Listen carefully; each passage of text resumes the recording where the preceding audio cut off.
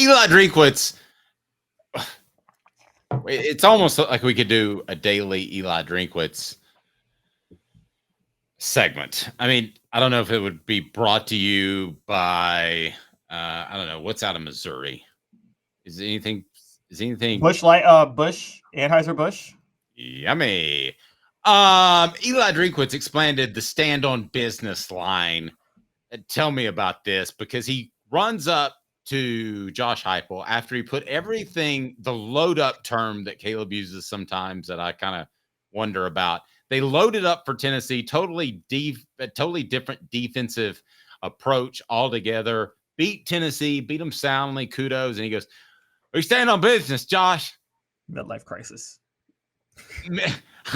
That's what he said. He goes, "I'm going through a midlife crisis, Josh." Okay, sorry. Okay, so Josh, that's incredibly rude to say to someone, to rub their nose in it. It's almost as bad as running up the score. I actually think what he did was worse than Josh Heupel running up the score in 2022. But what's his excuse for? "We stand on business, Josh." I love your interpretation too. I'm sorry. That's my impression of Eli Drinkwitz. "You stand on business, Josh." And Eli, a lot of people don't know this, but Eli Drinkwitz is a big fan of Boundless Moving. Boundless Moving, Josh, from 2-hour minimum to turnkey operations. No, really, Boundless Moving, they have you covered. Their motto is personal service without limits, not just a tagline. It's part of who they are. They're in our DNA, right down below. Boundless Moving in Carolina and East Tennessee. Okay, so what's his excuse? I think his excuse, I'm just going to say it right now, is BS, because he's acting like he didn't want to say this, and he absolutely wanted to say this. So stand on business, Josh. Here's what he said. He said, he said, stand on business was apparently the phrase for the defense the whole week. And he said, "I told the defense if they stood on business that I would tell the head coach that after the game. And they did it." And then he said, they were walking. He said the players were walking right behind him. So he goes, quote, "They were walking right behind me to make sure I did it. I had two choices, either look like a jackass nationally by saying it, or look like a jackass to my team for not saying it." Peyton, there's no choice there. Peyton, they're like, that is total bullshit. You would have said that after the game in the post-game press conference. You would say, "I want to apologize to Josh Heupel. I told my defense that I would do this." You wouldn't wait until March to drop this on somebody. He's down in business, Josh. Okay, first of all, why? Even if that's true, which it's not, why would he put himself in that position? He's the one who said. He admits he's the one who said, "I told the defense if they stood on business, I would tell the head coach that." Why would you put yourself in that position? Because you wanted to say it, Eli. You wanted to say it. No, yeah.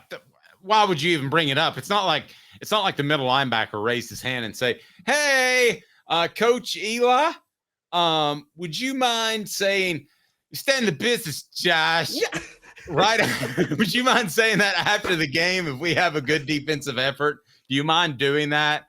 Nobody would say that. This is the worst, most stupid lie in the world. And the timing of it, that it's in March, is bizarro. You could have said that during, did they go to a bowl? Yeah, they went to a New Year's Six bowl and beat Ohio State. I know. But you could have said that during the bowl game media opportunities. You could have said that after the game. You could have said that on your Monday meeting. I want to start this press conference with just apologizing to Josh Heupel. I promised my team something that I would say. I probably shouldn't have made that promise, but I wanted to uphold that promise to them. I've got nothing but respect for Josh Heupel and his program. That's what he should have said. And that's what he would have said if this was a promise. This is just a darn lie. You know what it is? They're like, that is total bullshit. Yes. Thank you. Complete lie. I totally agree. A total lie. He is the... I don't like this word because it's such a 90s phrase, but he really is the dorkiest coach of like all he time. is. Okay, so which lie's worse? All right, so let's compare them. Now, I got to be fair to him. He's a better coach than the he's got a bunch more IQ points than the coach I'm about to name, but honestly, if you just turn on the lights in someone's brain, they have more IQ points than the coach I'm about to name. So, which lie is worse? This one or Butch Jones' Shy Tuttle fell on a helmet?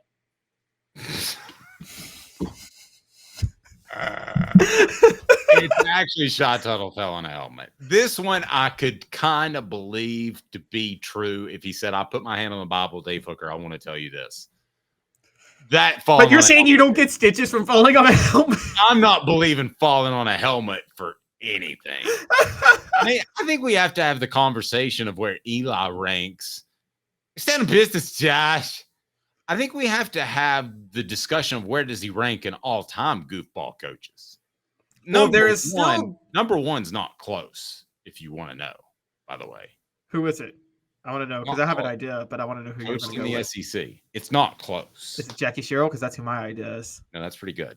And I'm not talking about coaches that couldn't get, like Brad Scott, you could say is a goofball because he lost at South Carolina, right? You went 1-10. You're a goofball if you go 1-10, right? I'm not talking about incompetent. I'm talking about just goofy. This guy was successful, but he was goofy. Bam! Elias nailed it. It's Lou Holtz, and it's not even close with the suffering succotash that he made. He would sound like this. We stand on business, Josh. That's what he would sound like. And he has cursed me out for taking too long in an interview. Not that I take that personally at all, okay? But also, Lou Holtz likes to smoke a corncob pipe before every game that he used to call. I don't know if he smokes a corncob pipe now. He would take stupid stands on the post game, which post game is supposed to be about real reaction. It's not supposed to be about I'm just taking a stand. He was Captain Goofy, and it's not close. But Eli he's fighting for that mantle. Oh, yeah, absolutely. Now Lou Holtz, comes from the era. It was also with another coach who annoyed me the most with press conferences, which was Joe Paterno, who would not know anything about his team because he didn't actually coach, and he would be at Big Ten media days, and they would ask him questions about the team, and I kid you not, there's a YouTube clip to this. You could watch me like, I don't know, we haven't done any practices yet. We got to figure this out. Why are you asking me that? I'm like, you just don't know who the player, and nobody in the Big Ten media would have the nerve to be like, do you just not know who your players are? Okay, now if we were having this conversation 5 years ago, would Lane Kiffin have already entered the conversation? Or has he legitimized himself over the past 5 years or so? Why does Lane Kiffin doing it seem like he has more swag than like when Eli Drinkwitz does it? Like he would do it on purpose. Well, okay. I'll give you I want to bring him up again. Steve Spurrier made a lot of incendiary comments in the 90s, but he didn't seem like he was trying to be hip when he did it, right? He was just funny. Yeah, Steve Spurrier is 1 in a million. I mean, that was a comedian in a coach's body. He was. And it was a guy who had no filter. Yeah. Whereas Eli is midlife crisis doing this. Just by the way, again, I'll say it. Bruce Pearl has been having a midlife crisis for 25 years. That I want to take my shirt off and paint my chest when I am overweight and in my 40s and then do it again in my 60s. He wasn't that overweight. Okay. He is having a massive midlife crisis. He wishes he was still a frat bro in the student section. Okay. And so, I mean, y'all can hate me on saying that. He is going through a midlife crisis, and he's been going through one for 25 years. And so rough. Okay. So I'm going to reset the poll question here on our YouTube page. All-time goofball, who wins? Lane Kiffin, Lou Holtz, Eli Drinkwitz. And I bet you that Eli Drinkwitz wins. Wait, you got to throw Jackie Sherrill in there, though. I don't think most people know who Jackie Sherrill is. Yeah, right. Most people don't get it. But he was the weirdest dude. I was a little surprised you knew who Jackie Sherrill was when you brought him up earlier. He castrated a bull before Mississippi State went to play Texas. I knew he was a goofball. I didn't know because of our age difference if you knew who in the heck he was. Wait, what about this? Okay, yes, what about Ed Orgeron? Oh, already up. Portions of the program brought to you by City Heating and Air Conditioning. 50 years in East Tennessee. Integrity matters. Don't trust a fly-by-night HVAC company to tell you that you need a new unit that could cost you thousands or more. cityheatandair.com, cityheatandair.com. I might have a addendum moment. Do you know what addendum moment is? So, my mom, who's going to destroy you in picks this upcoming year, she kind of says you can be a little bit too goofy on the air. And I'm like, yeah, I know.